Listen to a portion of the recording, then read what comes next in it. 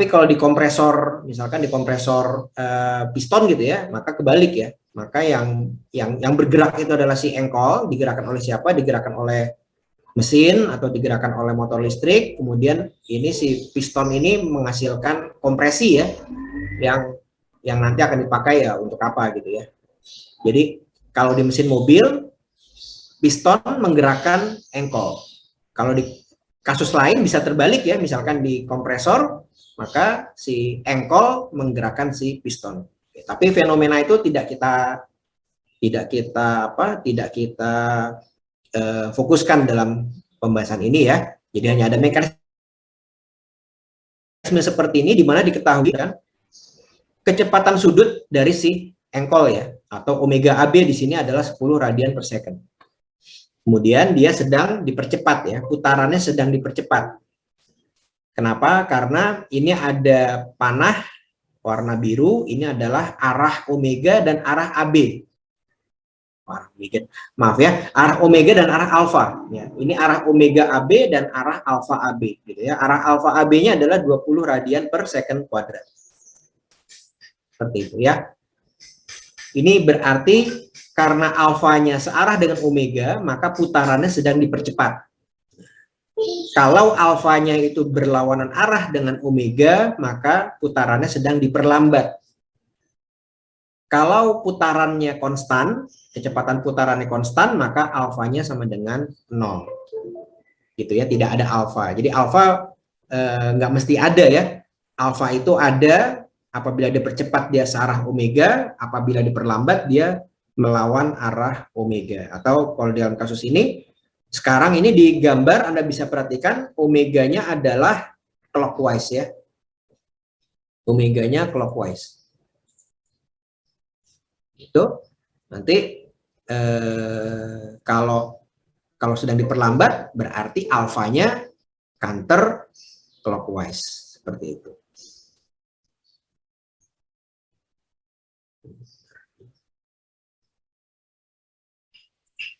Seperti itu ya.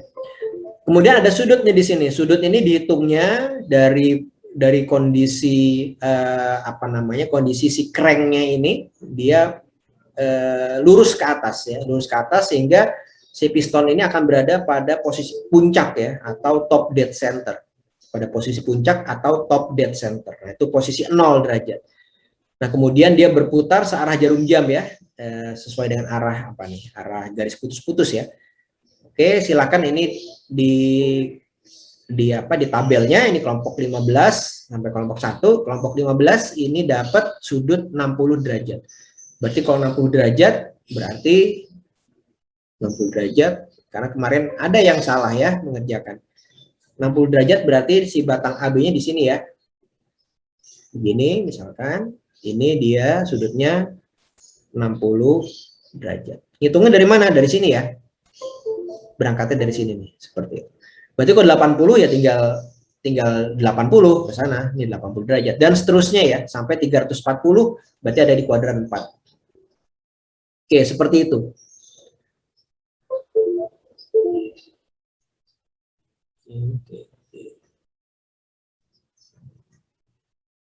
Ya, Pak. Ya, silakan. Ada yang mau ditanyakan?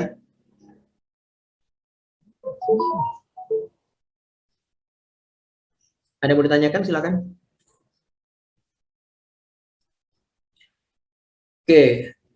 Berikutnya data yang diketahui adalah si panjang lengan engkol 0,25 meter.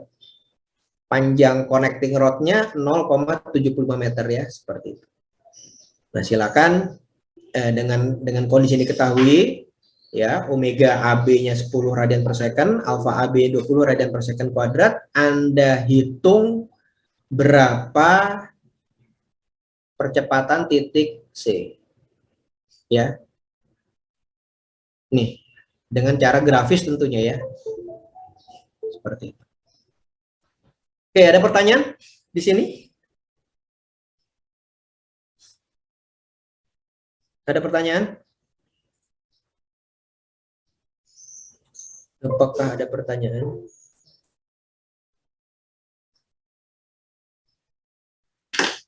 Itu nanti tampangnya seperti apa, Pak? Nah, sebentar.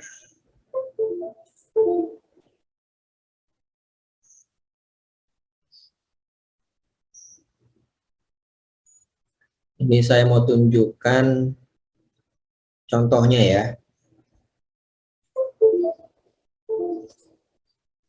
Saya share PowerPoint, apakah bisa dilihat? Kelihatan, Pak. Oke. Nih misalnya ya, misalnya. Oke, misalnya ini ada kecepatan dan ada percepatan ya. Misal, Anda punya konstruksi mesin seperti ini, begitu ya, kemudian mau dianalisis nih kinematikanya.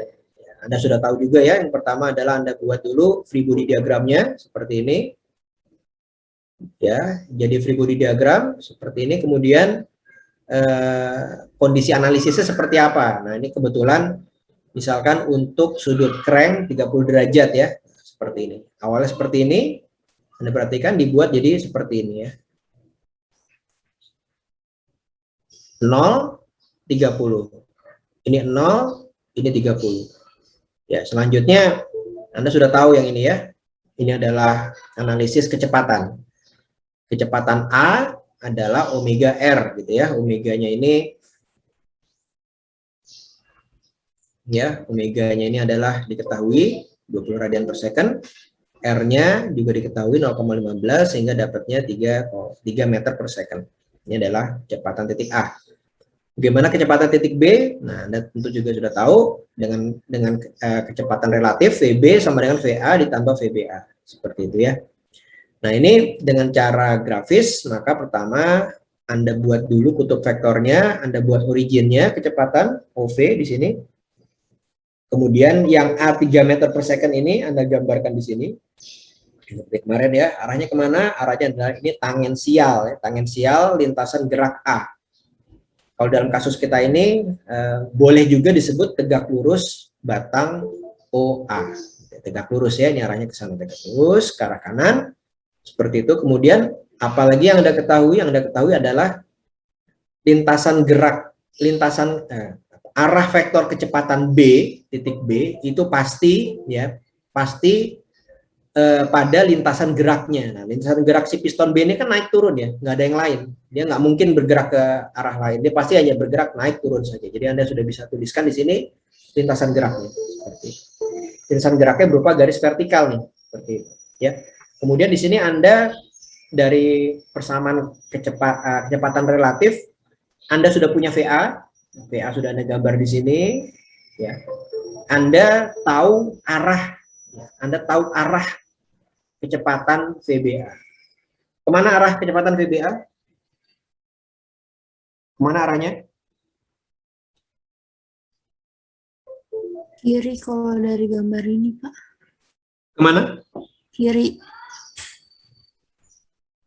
VBA arahnya? Iya, betul. Tegak lurus batang AB. Itu ya, kuncinya itu. VBA itu arahnya tegak lurus batang AB. Nah, Anda punya batang AB, tinggal Anda gambarkan yang tegak lurus batang AB ya, ini ya. Ini tegak lurus BA. AB sama saja ya, BA, AB sama saja. Itulah mengapa pada saat Anda menggambar, Anda tidak boleh ngasal gambarnya ya. Makanya yang ini dengan ukuran yang dengan presisi ya 0,3, 0,15 gitu ya. Ini bukan soal yang tadi buat Anda kuis ya, ini soal yang lain ya. 0,3, 0,15. Ini nggak ngasal panjangnya. Jadi kalau bisa Anda bayangkan kalau Anda menggambarkan panjang connecting rod-nya itu ngasal, ya, untuk di sini kasusnya, maka sudutnya pasti akan berbeda. Ini kan 0,3. Ya, kalau Anda bikin 0,31, nah kan sudutnya udah pasti beda. Dia pasti kelandaiannya berbeda. Kalau Anda buat 0,5 ya berbeda lagi. Nah, kalau sudutnya berbeda, maka arahnya ini juga sudah berbeda. Paham ya? Nah, ini sekarang Anda punya VA, Anda tahu lintasan VBA, Anda gambarkan di sini. Nah, ini berpotongan nih. Lintasannya berpotongan nih, lintasan VBA. Perhatikan, lintasan VBA memotong lintasan VB. Apalagi perlu diperhatikan, yang perlu diperhatikan adalah ini adalah kecepatan absolut VA, ini kecepatan absolut VB, ini kecepatan relatif VBA. Anda juga udah ingat kecepatan absolut itu ditariknya selalu dari origin ya, seperti itu. Nah, jadi Anda punya tuh segitiga ya, tinggal ya sudah Anda gambarkan saja operasi vektornya gitu ya, mengikuti persamaan ini. VA Anda sudah punya ke arah kanan, bawah. VBA berarti untuk memenuhi persamaan ini, maka arahnya harus ke kiri. Ya harus ke kiri lah ya. Kan VA ditambah VBA. Nah, VB-nya sebagai resultan, ini adalah VB. Begitu ya. Nah, setelah jadi poligon gaya ini, ya Anda cek lagi di ininya, bener nggak ya? VA ke sana, oke logis. VB ke bawah, logis juga, begitu ya. Kalau VB-nya ke atas, nggak logis. Kenapa? Karena si crank-nya bergerak ke arah jarum jam, kok dia bergerak ke atas, itu nggak masuk akal. Nah, berarti Anda ada salah di poligon gayanya. Tapi kalau poligon gaya ini semua sudah sesuai dengan kondisi realitanya, si A berputar secara jarum jam, si B ditarik ke arah bawah dan dia bergerak ke bawah, ya betul berarti. Gitu ya. Atau kasusnya yang lain adalah si B ini bergerak ke bawah, ditekan oleh ledakan, oleh pembakaran di ruang bakar, dia bergerak ke bawah, kemudian dia mendorong si batang A ini, si batang OA ini dia untuk berputar secara jarum jam. Itu berarti udah betul. Begitu ya. Kira-kira seperti itu. Nah, bagaimana dengan percepatan? Nah, sama saja percepatan ya. Percepatan sama saja, hanya saja ada komponen normal dan komponen tangensial. Gitu ya. Persamaan percepatan titik A ya, maka percepatan titik A itu adalah komponen normal ditambah komponen tangensial. Komponen normalnya adalah omega kuadrat ya, dikalikan dengan R. Komponen tangensial adalah alfa dikalikan dengan R. Ini diketahui semua, datanya ada, omeganya 20 radian per second, R diketahui, ketahuan segini. Oke ya. Hati-hati ya. Bukan 60 ditambah 3. Perhatikan, bukan 60 ditambah 3. Tapi 60 kuadrat ditambah 3 kuadrat diakarkan sama dengan 60,5. Ya, kenapa begitu?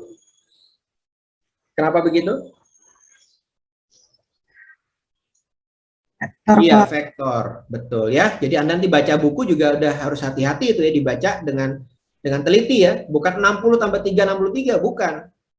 Tapi ini adalah akar dari 60 kuadrat ditambah 3 kuadrat. Nah, ini kira-kira segini jawabannya. Ini akar dari 60 kuadrat ditambah 3 kuadrat. Kalau digambarkan dalam kutub vektor percepatan bagaimana ya? Begini ya. Anda buat dulu titiknya origin di sini, kemudian Anda gambarkan dulu yang ini normal. Kemana arah normal? Ya Anda sudah tahu kan kemana arah normal? Ke arah pusat lintasan gerak. Berarti yang ini nih ya, A normal. Nah, ini arah radial nih. Ini garis ini itu adalah searah dengan arah crank. Oke, gitu ya, itu normalnya. Kemana? Kemudian tambahkan lagi arah tangensial. Kemana arah tangensial? Arah tangensial searah dengan alfa. Berarti kalau seperti ini, berarti dia ke arah kanan. Berarti yang kanan ini ya. Arahnya bagaimana ya? Tegak lurus tentunya. Tegak lurus batang OA. Sehingga normal dan tangensial ini saling tegak lurus. Nah ini makanya, Pythagoras kan ya. Makanya ini 60,5 itu adalah dari akar dari 60 kuadrat ditambah 3 kuadrat. Kok bisa kuadrat-kuadrat? Ya karena mereka saling tegak lurus. Ya, ini hipotenusanya nih. Ini sisi miringnya nih hipotenusa. Gitu ya. Ketemulah AA.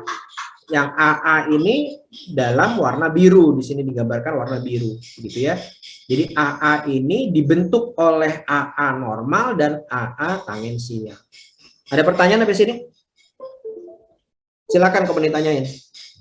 Terutama arah ya, Anda nggak boleh bingung masalah arah ya. Ada yang mau ditanyakan silakan.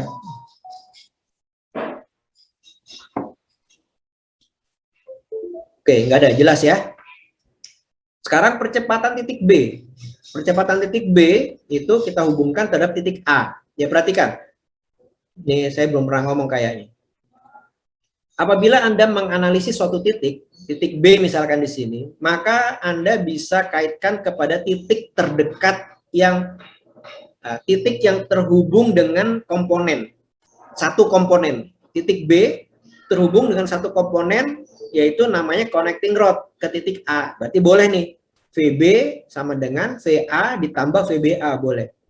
Tapi analisis B itu tidak bisa langsung ke titik origin O di sini. Kenapa? Karena dia titik O ini itu lewat dua komponen. Komponen connecting rod satu, komponen crankshaft dua. Ya, nggak bisa. Jadi nggak bisa Anda buat hubungan, nggak bisa Anda buat hubungan VB sama dengan V origin ditambah VB origin. Nggak bisa. Kenapa? Karena origin itu dia ke titik B itu melalui dua komponen. Paham ya? Ada pertanyaan nggak di sini? Ya, ingat ya. Analisis B hanya bisa dilakukan ke A saja. Tidak bisa ke O. Kenapa? Karena ke O dia lewat dua komponen. Komponen connecting rod dan komponen engkol. Gitu ya. Nggak bisa. Jadi hanya bisa ke satu titik yang terkoneksi dengan satu komponen saja. Begitu ya. Balik ke sini. Percepatan B sama dengan percepatan A ditambah percepatan B terhadap A. Ya, ini kan yang saya minta Anda hafalkan sampai mati ya. Udah, ini nggak perlu dipertanyakan lagi, gitu. Kemudian BA ini dibagi dua, yaitu komponen normal dan komponen tangensial. Pak, boleh nggak dibalik Pak, tangensial dulu baru normal? Boleh, bebas ya. Tapi yang pasti ini adalah terdiri dari komponen normal dan terdiri dari komponen tangensial. Gitu ya. Nah, ini nanti tinggal normal Anda sudah hafal, omega kuadrat kali R, tangensial Anda sudah hafal, alfa kali R. Seperti itu. Nah, bagaimana dengan gambar di sini? Nah, ini sama ya. Untuk kasus piston atau titik B, Anda sudah tahu gerakannya dan percepatannya itu nggak mungkin meleset dari lintasan geraknya. Seperti itu ya. Kenapa? Karena dia hanya lurus ya. Ini khusus untuk yang gerak lurus ya. Gerak lurus, tapi tidak berlaku untuk yang gerak melingkar, karena gerak melingkar itu nanti ada tangensial, ada normal. Tapi kalau yang piston ini dia kan geraknya hanya lurus ya, hanya dalam kasus ini adalah gerak ke atas atau ke bawah, dia tidak gerak ke kiri dan ke kanan seperti itu. Berarti lintasan percepatannya pasti vertikal seperti ini, begitu ya. Nah, kemudian Anda lihat kepersamaan ini bahwasanya percepatan titik B adalah percepatan titik A, ini yang A ini yang warna biru di sini, tinggal ditambahkan lagi normal dan tangensial, maka ketemulah yang percepatan si titik B. Kita lihat di sini, untuk omeganya diketahui ya, omeganya diketahui 8,7 radian per second. Dari mana nih diketahui omeganya? Perhatikan ini omega BA ya. Yang di soal diketahui apa? Omega 20 radian per second ini omega apa? Omega OA. Ya. Kita tahu nggak nih omega AB? Nggak tahu ya. Nggak dikasih tahu di soal nih. Perhatikan. Ini adalah omega OA. Ini alfa OA. Ya. Sekarang kita harus tahu berapa omega BA atau omega AB. Saya tanya ya, sama nggak arah omega BA dan omega AB? Sama nggak? Omega titik BA atau titik AB. Bedanya apa Pak? Bedanya kalau AB adalah B dianggap diam. Kalau BA adalah A dianggap diam. Oke, sekarang saya tanya, sama nggak arah omega AB sama arah omega BA?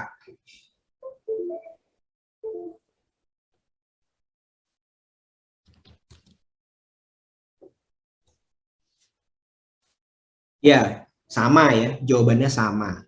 Ya, omeganya sama. Mau Anda lihat dari A atau dilihat dari B gitu. Kalau dilihat dari A berarti Anda lihat dari A ya. Anda seolah-olah A-nya diam. Sama dibandingkan dengan Anda lihat seolah-olah Anda berdiri di B. Jadi B-nya diam. Sama ya, omeganya sama arahnya. Seperti itu. Oke. Dapat dari mana nih omega BA? Atau omega AB? Dapat dari mana?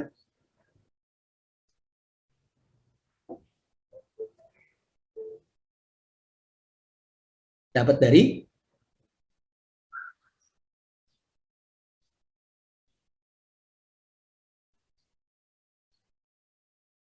ya ini ya.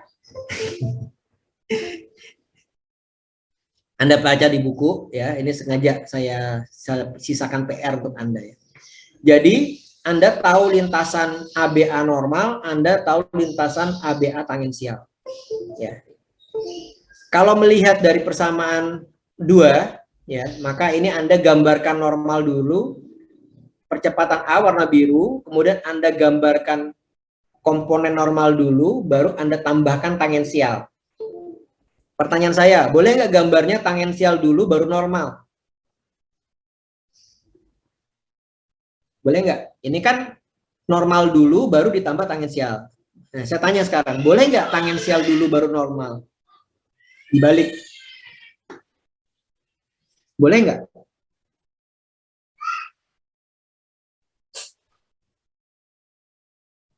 Hasilnya akan beda nggak? Tadi kan saya udah bilang di sini, ini boleh dibolak-balik gitu ya. Iya. Tapi kan itu persamaan doang, Pak. Yang gambarnya boleh nggak dibolak-balik? Mas, Mbak, boleh nggak? Halo? Boleh ya? Boleh, Pak. Boleh, boleh. Jadi Anda di sini gambar tangensial dulu, baru normal, nanti nyampe sama juga titik potongnya di sini. Begitu ya. Nah, tapi ini kenapa normal dulu? Karena kita bisa mengetahui besar omega.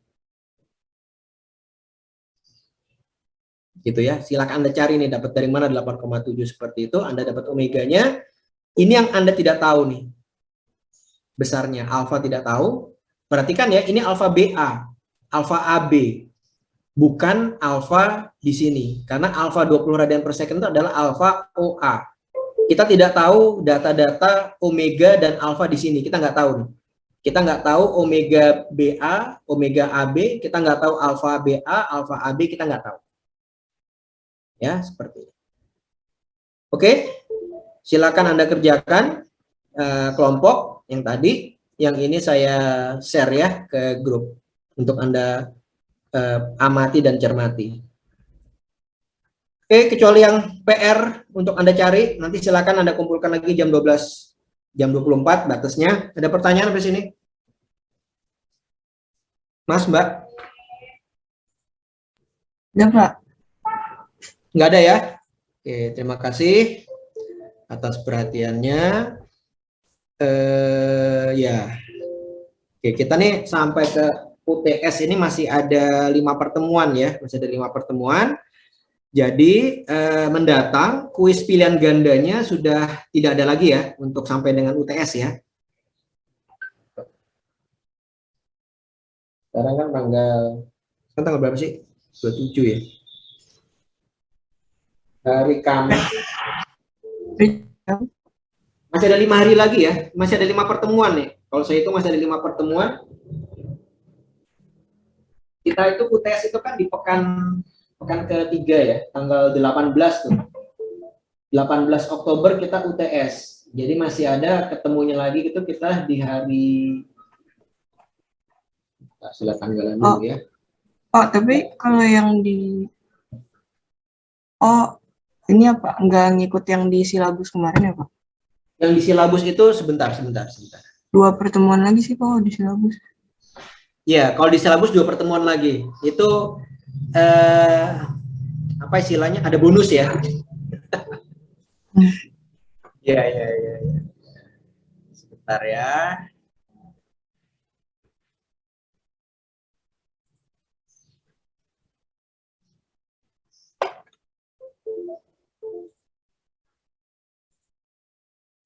Oke ya, kalau di silabus itu kan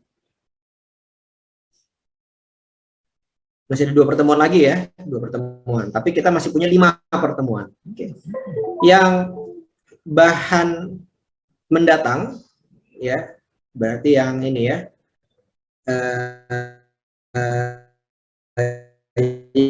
yang sesi ke-10 dan sesi ganda. Bukan, tapi kuisnya adalah bentuk gambar dan perorangan itu ya, seperti itu. Jadi Anda siap-siap, jadi perorangan ya, masing-masing gambar pakai PowerPoint, nanti kirim ke email saya. Mulai hari Kamis mendatang, bukan ABCD lagi. Ya. Oke, bukan ABCD lagi. Yang ini nanti saya kirim ke grup untuk Anda perhatikan. Ya, ini udah ada contekan sejelas ini, harusnya nggak salah ya. Masalahnya memang Anda dibedakan apa namanya sudutnya ya. Ya iyalah, kalau sama maksud sama semua satu kelas kan aneh gitu ya. Oke, jadi nanti kuis mendatang itu masing-masing anak akan punya, masing-masing mahasiswa akan menerima apa namanya kondisi analisis yang berbeda. Ya kasusnya satu ya, tentu ngapain saya bikin banyak juga, saya capek juga ya. Misalkan seperti ini ya, kasusnya satu, nanti akan saya kasih tabel seperti di sebelah kanan berdasarkan NPM berapa, nanti kasusnya sudutnya berapa, kecepatannya berapa, alfanya berapa, gitu, arahnya kemana, gitu ya. Udah kebayang ya, jadi pasti akan berbeda nih, dari 1 sampai absen berapa nih, 44 atau 45 tuh berbeda semua. Ya, dengan demikian Anda akan saya lihat kemampuan dalam mengerjakan kecepatan dan percepatan. Ya, itulah yang saya sampaikan di awal, bahwasanya saya tanya Anda pernah ngerjain begini belum di sebelumnya? Oh, saya udah pernah Pak di SMA Pak. Ada yang udah pernah di SMA ngerjain beginian? Aduh, di Fismek ada mirip-mirip, Pak. Fisika mekanik. Ya. Iya betul, memang itulah kenapa makanya saya nggak ngajar lagi, makanya saya suruh Anda baca aja gitu ya. Jadi kita akan perkuat di masalah kinematika ini, utamanya adalah analisis geometrinya ya. Karena Anda sudah bisa bayangkan sekarang, nanti begitu kita ngomong kinetik yang kaitannya dengan gaya ya, gaya itu F kan sebenarnya M kali A ya. Nah ini sekarang kita bahas A nih, percepatan. Nanti dikalikan masanya, jadilah dia gaya. Ya, kebayang ya, apa namanya, benang merahnya ya. Ngapain sih belajar beginian gitu ya. Saya nggak tahu kalau di perkapalan ada tugas merancang nggak ya? Ada, Pak. Ada nggak? Ada, Pak. Tumer ya. Nah, ini pengamatan saya selama ini Tumer, amat sangat kurang analisis kinematika. Desain apapun lah, itu amat sangat kurang analisis kinematikanya. Nah, itu yang menjadi menjadi pertanyaan sebetulnya, kenapa? Karena anak mesin itu harusnya kinematikanya menonjol harusnya ya. Kalau enggak ya di sipil aja gitu, di sipil atau di jurusan lain lah seperti itu.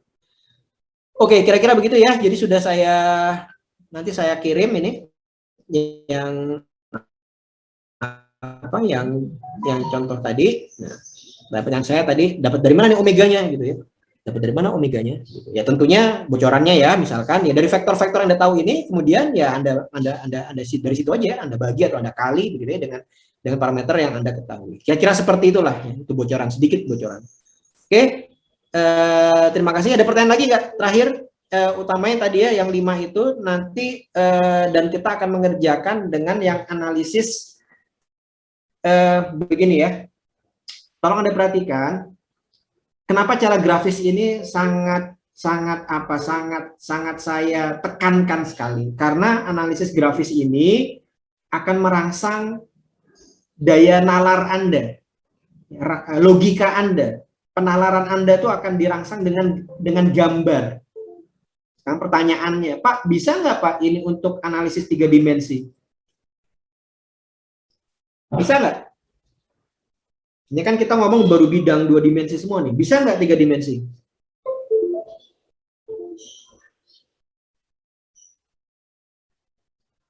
Kira-kira menurut Anda bisa nggak?